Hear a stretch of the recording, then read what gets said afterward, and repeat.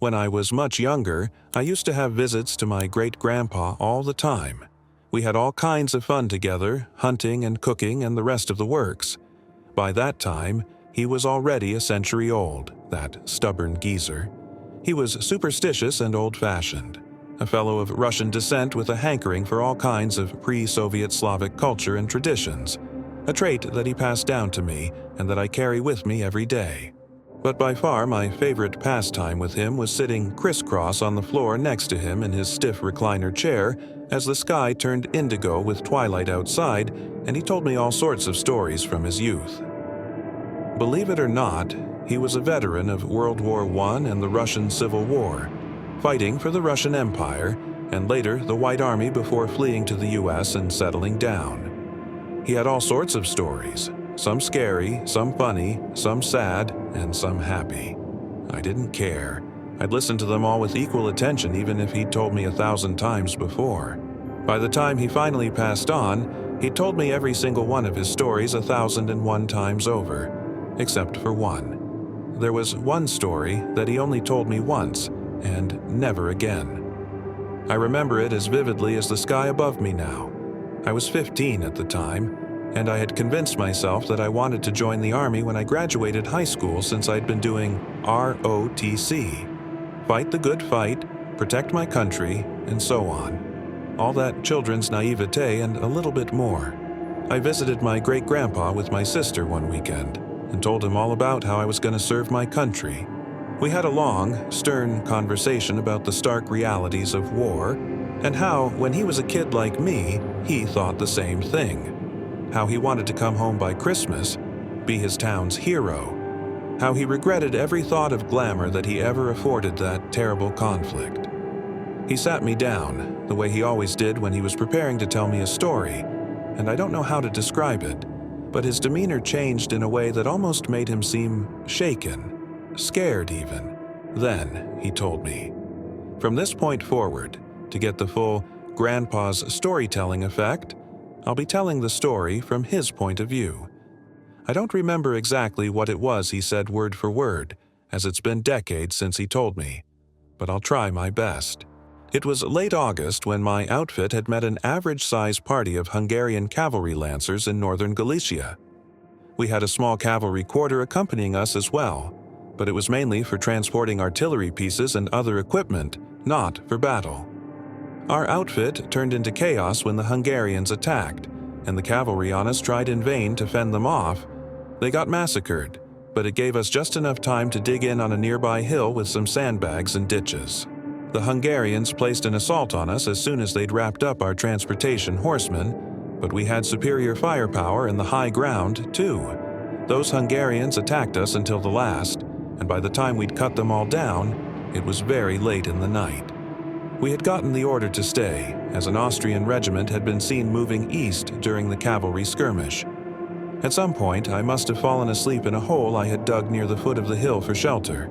I remember waking up for some reason early the next morning. It was quiet, and there was a fog all around me. This was normal for the region, since it's a fairly humid part of Europe on account of its proximity to the Carpathians.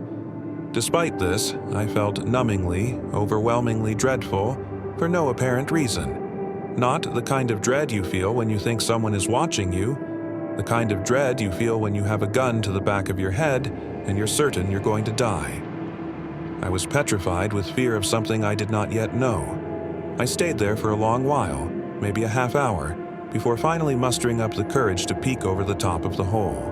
And when I did, I was confused at first. Through the fog, I could make out a man on a horse galloping slowly through the field of corpses. I didn't know if he was Russian or Habsburg, and was concerned that he may be in shock, as no sane soldier would gallop out in front of an armed outfit while obscured. I couldn't explain it, but I was still absolutely terrified. At first I figured that it was because I knew this man, whoever he was in danger. But then I focused and really trained my eyes on that man, and then I noticed a lot of off-putting features. Firstly, the man on the horse was, well, he was the horse, His wide, seemingly fit and towering torso rose from where the head of a horse should be, entirely replacing the neck and head. Secondly, he seemed to have no legs of his own. There was no disconnect from the horse, and I couldn't tell where he ended and the horse started. Thirdly, and possibly most disturbingly, he had no arms. He had visible, broad shoulders, but no limbs protruding from his chest the way a normal man would. Finally, the only notable feature beyond the man's silhouette I could discern was the horse, or horse body's fur. It was a dark crimson red, like dried blood, crusted onto every inch of the horse's body. I was frozen in place, just staring at this thing canter across the battlefield. Its seemingly human head was tilted down, as if to stare at the fallen soldiers before it as it passed, like a grim reaper, a spirit from beyond. Its stealthy hoofbeats echoed in my head as loud as the gunshots that had preceded its presence. I came to realize that whatever it was that I was watching across the field was not human at all, and most probably not of this plane. What I was witnessing was something that should not be on this side of the veil.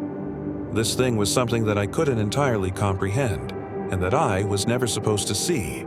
Not its presence, and not its macabre ceremony. It suddenly stopped parallel to where I was holed up.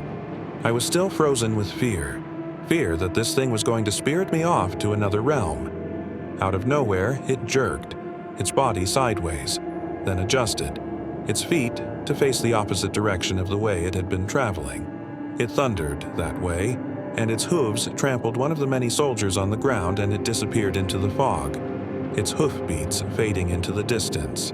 And just like that, it was gone. I gained control of my faculties once more and ducked back into my foxhole. My mind raced, and I frantically began to pray, recanting the Lord's Prayer in tandem with desperate pleas of my own. And afterwards I began racking my head for stories and rumors that could tell me the origin of this battlefield terror. Even as we were given the order to march north to meet the Austrians at Galicia, I could scarcely rid my brain entirely of the sight I saw. I never saw it again, but I swear I'd hear those hoofbeats in the distance after long, violent battles. I'm convinced it was a psychopomp, a spirit to usher or perhaps drag soldiers to wherever they go when battle takes them. Or maybe even the famed second horseman, the horseman of war storied in the book of Revelations, watching its product unfold. The one thing I'm sure of, that I'm absolutely certain of, is that it's something I don't want you to meet. It's something I want you to stay far, far away from. I was terrified, and that did just the trick, even though he never told me that story again. I stayed away from the military and quit ROTC, college resume be darned. I went to college and got a bachelor's in business administration and management, and I made a life for myself that I'm sure my great Gramps smiles down on. He's been gone for over 24 years ago now, and I miss him every day, but I'm sure he'd be happy to see the life that I lived, and I am glad that I heeded his warning about war and the Red Horse's rider.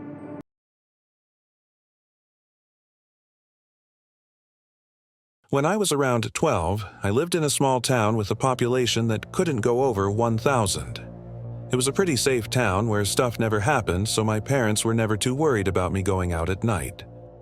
One night, though, my mom asked me to take out the recycling to our bins. There was one small light next to them, but it wasn't working at the time. As I was walking out of the house, the clock read 10:32 p.m., so I know it wasn't a dream.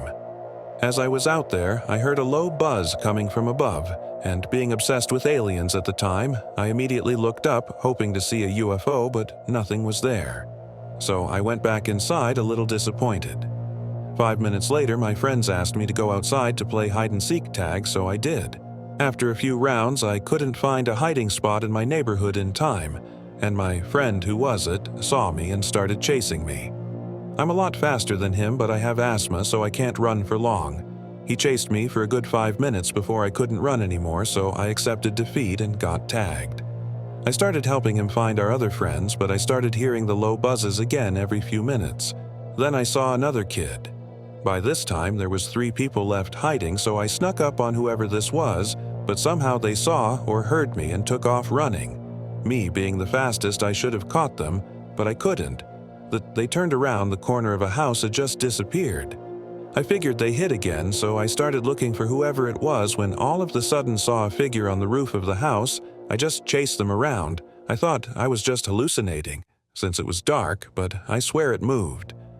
After calling the friend that tagged me, overheard confirmed that he saw it too, but when we called a third friend over, it vanished. We figured we should just keep playing, so we did. Keep in mind the buzzing sounds were still going.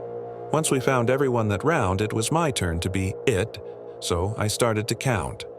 I tagged A, who was the one that tagged me earlier, and we started finding others. When there was one person left, we all saw him and started chasing him, but everyone else froze except me. I was very confused and thought they were all messing with me, so I pushed one, but they wouldn't move. That was when I noticed every sound stopped except the buzzing. Just then, I saw 9 lights in the sky. I know this sounds stereotypical, but I swear it happened. All 9 of Theseus' lights started circling around me when one broke formation and went directly above me. I saw a beam surround me. Then, when I noticed I couldn't move, I also noticed I wasn't feeling any emotion. Then, I blacked out. When I regained consciousness, I was laying right where my friend A had been hiding the round before.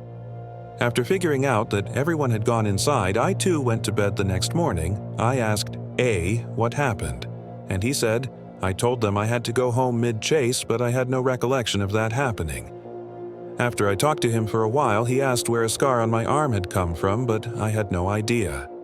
That was when I told him what I remembered happening, and he gave me this weird empty gaze, and it didn't go away until I brought up something else. I now run cross-country with A, but every time I bring up what I thought happened that night, he gives me the same gaze along with everyone that played hide-and-seek tag that night. I'm no longer obsessed with aliens, but terrified of the thought of them.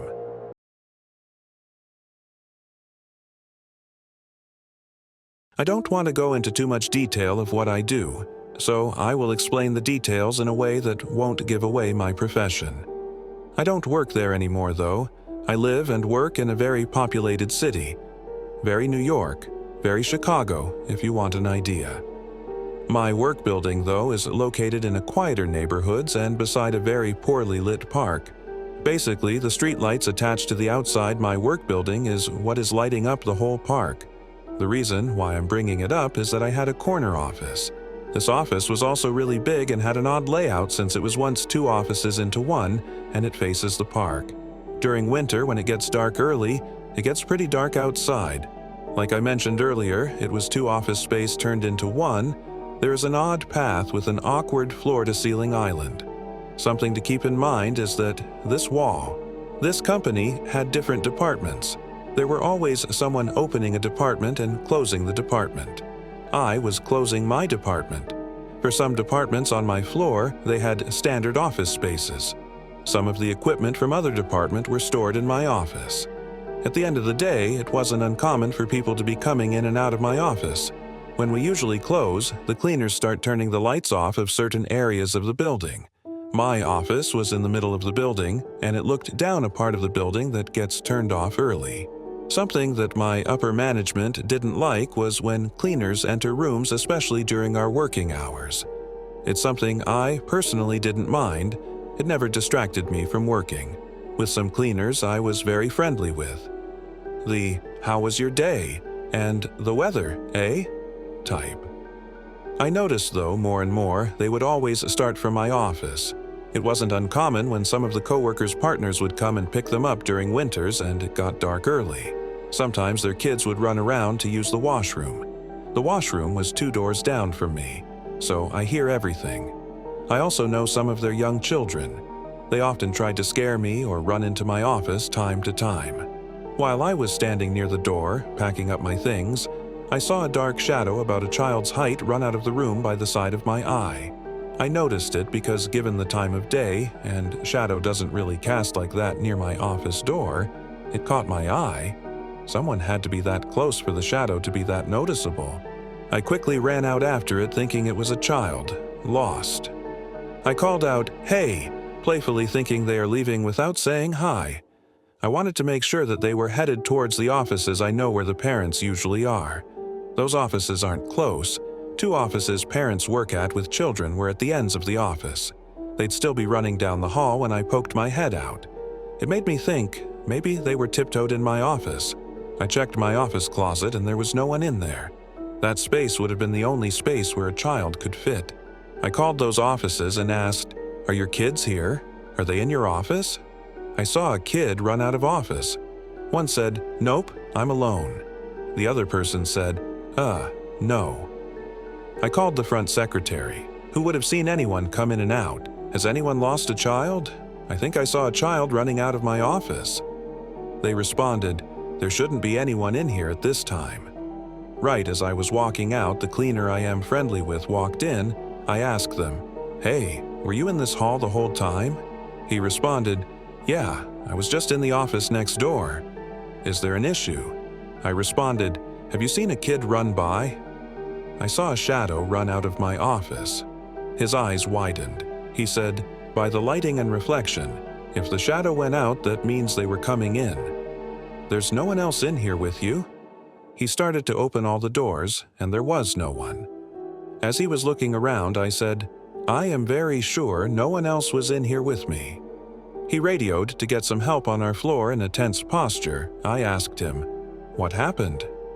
He told me he strongly believes there is some spirit in this building, particularly in the cleaning closet just outside of my office. He said he would turn on music out loud when he is working alone.